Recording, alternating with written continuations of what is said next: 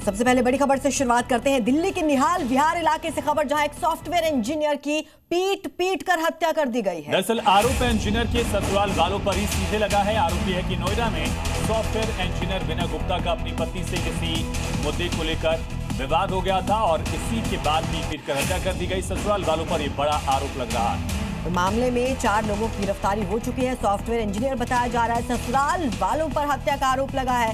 आरोप है कि पीट कर हत्या कर दी गई है। एक इंजीनियर की उसके ससुराल वालों ने हत्या कर दी है। पति पत्नी में कुछ विवाद हुआ था, जिसके बाद ससुराल वालों ने पीट कर उसकी जान ले ली है। 2 तस्वीरें आपकी स्क्रीन पर, यही सॉफ्टवेयर इंजीनियर जिसकी हत्या के आरोप लग रहे हैं, उसी के ससुराल वालों पर यह आरोप लगाए जा रहे हैं।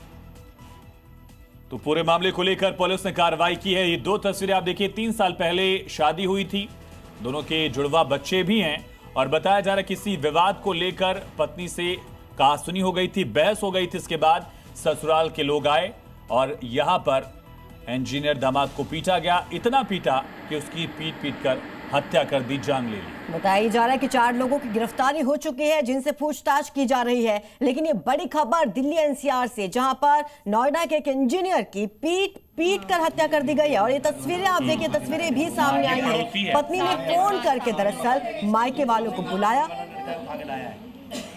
देखिए किस तरह से पीटने के बाद का ये पूरा मंजर है। शख्स बहुत ज्यादा खराब हालत में है, किसी तरह से उसको अस्पताल ले जाने की कोशिश की गई, लेकिन देखिए वो अपने पैरों पर ठीक से खड़ा भी नहीं हो पा रहा है। सपोर्ट करके उसको किसी तरह से गाड़ी से रोका गया है ताकि अस्पताल ले जाया जा सके।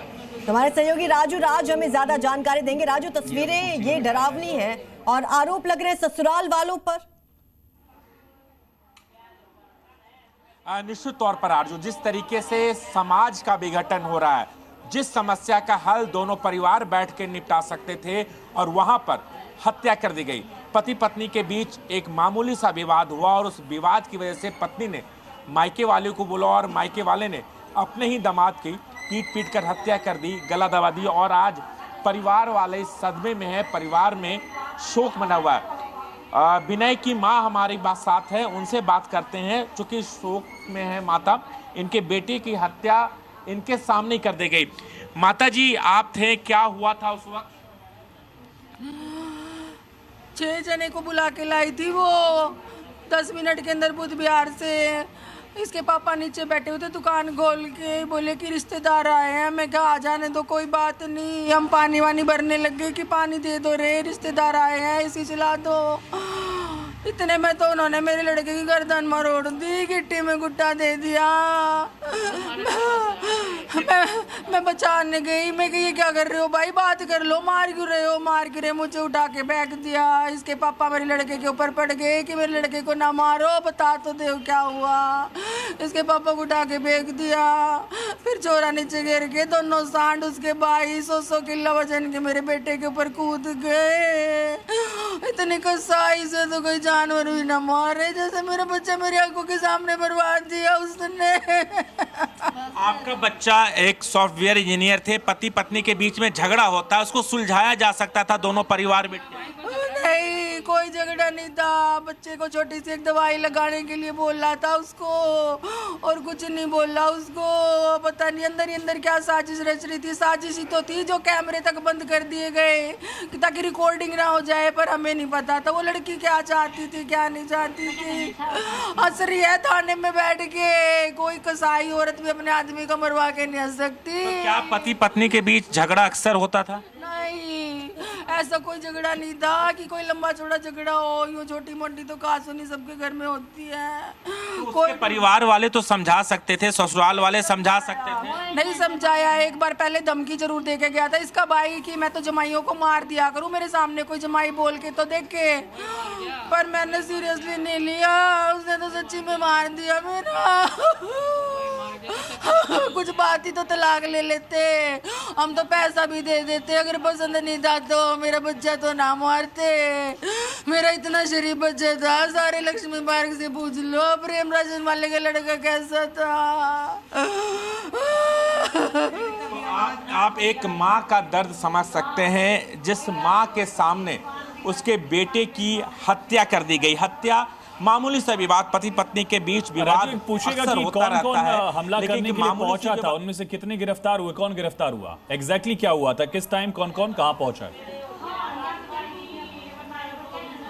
हाँ, उनके और भी रिश्तेदार हैं, उनसे बात कर रहे हैं। सर, ये कल जो घटना घटी, कितने लोग आए थे, कौन कौन थे?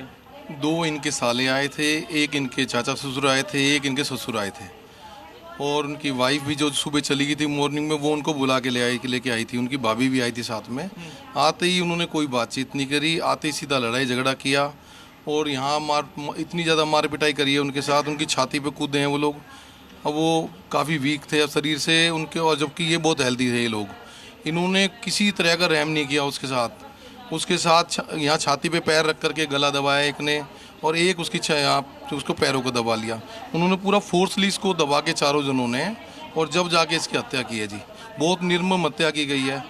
मामूली सा विवाद था जी, कोई जरा सा भी विवाद किस बात को लेकर विवाद हुआ? विवाद सिर्फ एक उसके यहाँ पे बच्चों के यहाँ पे जो है दाद था जी।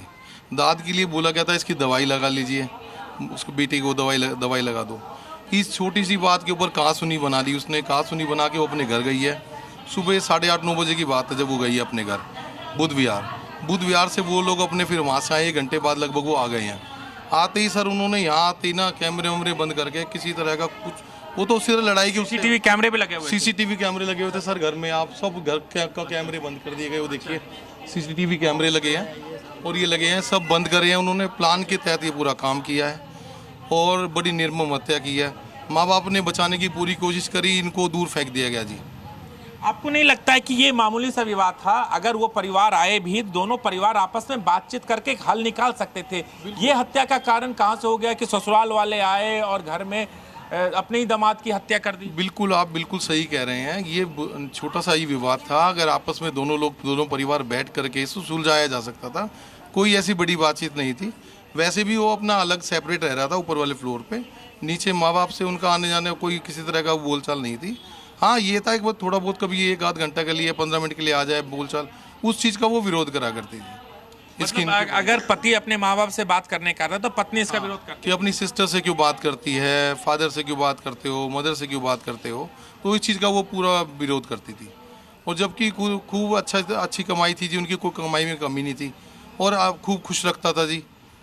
और हर चीज़। शादी कब हुई थी? शादी होगी जी उनको 4.5 साल हो गए शादी। 4.5 साल। बच्चे कितने बड़े हैं? 2 बच्चे हैं जी उनके, 4.5 महीने हुए हैं। 4.5 महीने। हाँ, बहुत अच्छा फंक्शन किया था, सब कुछ बहुत बढ़िया चल रहा था, खुशहाल।